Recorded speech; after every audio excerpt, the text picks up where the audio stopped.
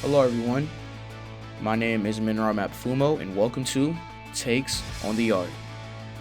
This is my podcast, and I hope to go to a pretty far place with this. If not, maybe this would just be for fun.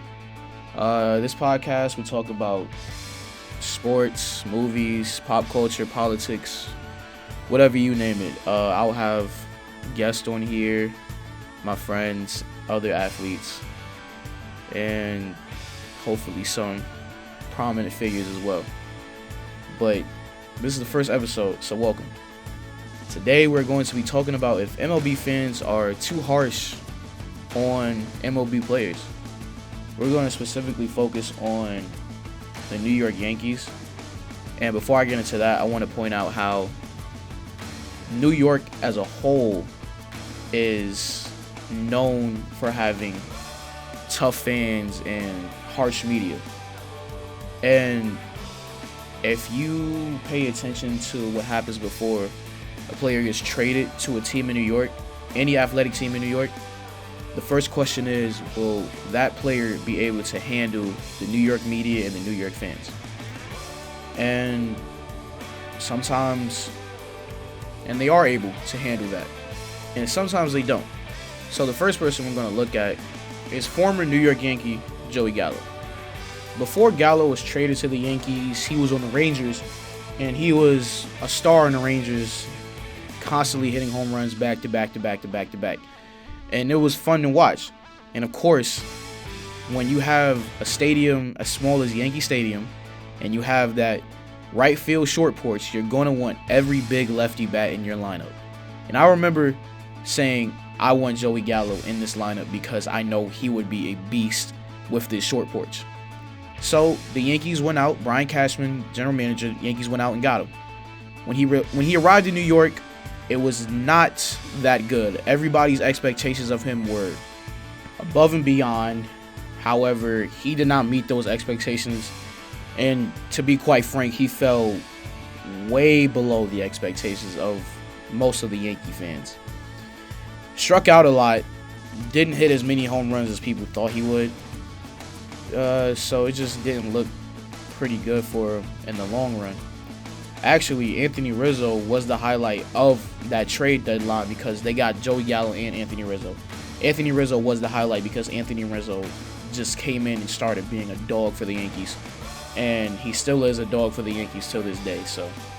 But going back to 2021 when Joey Gallo was still with the Yankees, in a Q&A session, Joey Gallo was asked if Yankee fans have been too tough on him. And his reply was, I don't know how they usually are, but I don't know how much tougher they can get. Pretty much every team we play, players from that team reached out to me to say, hey bro, keep your head up, don't listen to them. Gallo also talked about how players from opposing teams will reach out to him, and it made him feel like a piece of shit, honestly. And that he doesn't go out in the streets anymore because he doesn't want to show his face in New York City. He also said, I remember playing here with the Rangers, watching guys get booed off the field and thinking, holy shit, I feel bad for that guy. Now it's me. I do appreciate people reaching out, but it makes me feel like I'm a problem. A year later, on August 2nd, 2022, Joey Gallo was traded to the Dodgers, but between that time, he was still being booed by Yankee fans for his performance, and I can imagine that didn't really help his confidence. So it was good for him to be out of that situation and be in an area with new people and new faces. The next player we're going to be talking about is Isiah Kiner-Falefa. Now, when he was acquired from the Rangers, there wasn't a high expectation of him. However, he was a shortstop. Well, he is a utility player, but he was going to be the Yankees' next shortstop because the Yankees weren't calling up Volpe nor Peraza at the time, nor were they trying to go for a superstar stellar shortstop. So Isiah Kiner-Falefa was that guy to take over that position in Yankee fans' minds. Now, Isiah Kiner-Falefa is an average baseball player, and he wasn't doing well at the shortstop position. He was making a lot of errors, and Yankee fans let him know about it, actually. And there was an instance where Yankee fans were DMing IKF's father and telling him that his son was shot and killed. Now, that is way too extreme, and anybody can attest to that. Like, there's no way that you think that's okay. And if you do, you have a problem, you need to get checked out. IKF is literally just a guy who wants to play baseball. And he's become a guy actually with the Yankees who just wants to win. I don't know if people have been noticing, but Isaiah Kiner-Falefa realized he's not going to play shortstop that much with the Yankees. He is a utility player. He wants to be utilized. He was playing center field yesterday against the Phillies. Isaiah Kiner-Falefa will literally play any position just to play baseball and help this team win. And if you're a Yankee fan and you can't realize that, I don't know what's going on in your mind. And if you're constantly still booing him about this stuff, I don't know what's wrong with you. Now, the next player we are going to get into is Aaron Hicks. Yes, Aaron Hicks is not the best baseball player, and he has not shown that he's been the best baseball player. He's been dealing with injuries over the last, I don't know how many years, ever since he signed his extension with the Yankees. Now, Aaron Hicks is another player who lost his spot, honestly, to a rookie. He lost his spot to Oswaldo Cabrera. Now, he said he just wants to play. He does not know his role on this team, but he wants to start every day on this team. Aaron Hicks is another player who has constantly been booed. Now, I understand, yes, you have frustrations against Aaron Hicks because of how he has been playing. But check this out. This is baseball. It is not going to get any better if you are hearing fans booing you constantly after every at-bat where you do not get on base and you are not having a good defensive game. You being booed will not help your confidence. Trust me, I know this from firsthand, and a lot of baseball players will tell you the exact same thing. And honestly, I feel like all of these fans who constantly boo these players have never picked up a baseball in their entire life, or they have not made it far enough to where they have to understand the mental challenges of this game. Aaron Hicks is trying his best.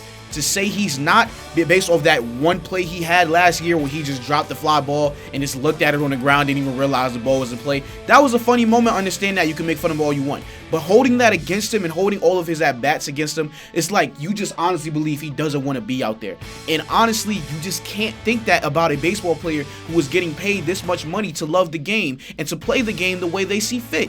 Now, everybody wish they can do better. But like I said earlier, you cannot expect a player to do better if every time they make one little mistake, it's boos, boos, boos, man.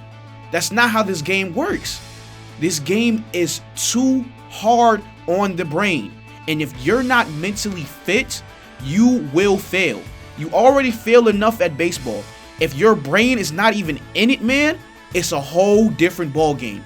Yankee fans, one of the greatest Yankees of all time, Yogi Berra, has the most famous quote about baseball mentality. Baseball is a game that is 90% mental. The rest is physical. That is not the exact quote, but you get what I'm saying. I'm paraphrasing. So like I said, you have to be there mentally to perform well. Listen, and I'm going to go over to the Mets. Francisco Lindor, he was struggling with the Mets, man. He signed that huge contract and he was struggling, slumping, man. And check this out. David Adler, Sari Langs, and Andrew Simon literally made an article saying 18 slumps that can comfort Lindor. This article is about all of your favorite players and all of the greatest players that will go down as some of the greatest players in MLB history going through slumps at some point in their careers, because it happens. Bryce Harper, Paul Goldschmidt, Aaron Judge, Mike Trout, Mark Teixeira, Derek Jeter. Like, the list goes on and on and on, right? But my whole point is, you got to cut these guys some slack. Yes, they are getting paid millions of dollars, but at the end of the day, the game is only going to get harder. With that being said, baseball fans, support the players on your favorite teams, because they do not need to hear constant boos and nastiness and bitterness from you all. It's not fun to hear, man. So I hope you all enjoyed. Have a good day, stay safe, and peace out.